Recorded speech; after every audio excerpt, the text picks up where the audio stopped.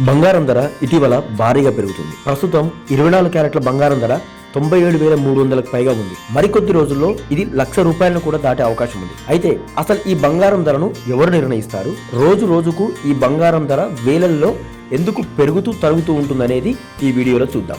భారత్లో బంగారం ధర నిర్ణయించేది India bullion and jewellers association limited. దీనినే IBJA అని కూడా అంటారు. ఈ సంస్థలో దేశంలోనే అతిపెద్ద గోల్డ్ డీలర్స్ ఉంటారు. బంగారం ధరలు ప్రధానంగా కామెక్స్ అంటే కమోడిటీ ఎక్స్చేంజ్ USA అంటే అమెరికాలో ట్రేడ్ అయ్యేటటువంటి ధర ఆధారంగా నిర్ణయించబడతాయి. బంగారాన్ని భారత్ దిగుమతి చేసుకోవాలి అంటే డాలర్లలో బంగారాన్ని భారత్ కొనుగోలు చేయాలి.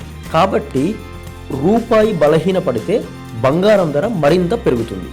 భారత్లో బంగారం మీద నిబంధనల ప్రకారం దిగుమతి సుంకం GST విధిస్తుంటారు. USA స్టాక్ మార్కెట్లలో ట్రేడ్ అయ్యే ధర బట్టి IBJA భారత్లో బంగారం ధరను నిర్ణయిస్తుంది. GST ఇతర సుంకాలు కలుపుకొని దేశంలోని నగరాలను బట్టి స్వల్ప తేడాతో బంగారం ధర ఉంటుంది. మొత్తానికి అమెరికా మార్కెట్లపై భారత్లోని బంగారం ధర ఆధారపడి ఉంటుంది. అమెరికా వడ్డీ రేట్లలో మార్పు, రూపాయి బలహీనత, భారత్లో డిమాండ్ ఉన్నప్పుడు, పలు దేశాల్లో ఉద్రిక్త పరిస్థితులు ఏర్పడినప్పుడు ఆటోమేటిక్గా బంగారం ధర పెరుగుతుంది.